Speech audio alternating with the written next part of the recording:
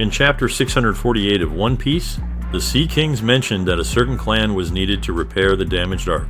The subtle hint given to us by the author was the clan. The Sea Kings ended by saying that times have changed. There are many clans whom they might have alluded to, but the main clan or race that came to mind was the Buccaneers, and here is why. The Ark of Noah would have been symbolic, as it would have enabled the citizens of the old continent to survive their ordeal. Therefore, the members of this clan must also have wanted to save as many people as possible. This is extremely important as we were recently introduced to a character who embodies this ideal perfectly. I am talking about Bartholomew Kuma. Throughout Kuma's short backstory, Oda made it a point to highlight his constant desire to save as many people as possible, an ideal which he stated in chapter 1096.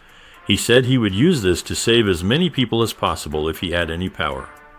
Oda used the God Valley incident to highlight the contrast in ideals between the Buccaneers and the Celestial Dragons. This theme was central to Kuma's character development. Kuma, who embodies the zeal to spread freedom and peace, is constantly pitched against Saint Jagartha Saturn.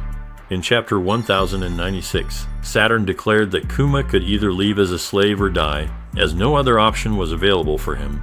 We had already seen what living as a slave meant for the Buccaneers, as Clap, Kuma's father, and his mother all died as slaves. The key point to note was that Saturn concluded that this is what the tides of time had decided. This is strikingly similar to what the Sea Kings said about the changing times.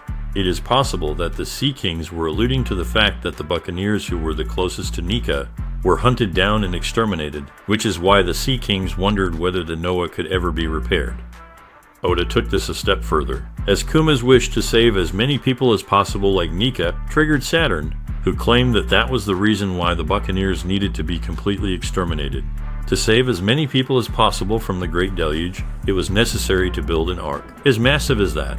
That would have been the crime of the Buccaneers that ultimately led to their demise. This is why they have been systematically persecuted and killed ever since then. This day, and the events surrounding this day, was passed down from one generation to another in the Ryugu dynasty, but most importantly, it was the day of the promise made by Joy Boy. The systemic racism perpetrated by the Celestial Dragons toward the fishermen could thus be explained to have resulted because they were the only race that would survive from such an event. This ability of theirs must have caused the Celestial Dragons to drive them away from the surface, thus separating them from the rest of the world.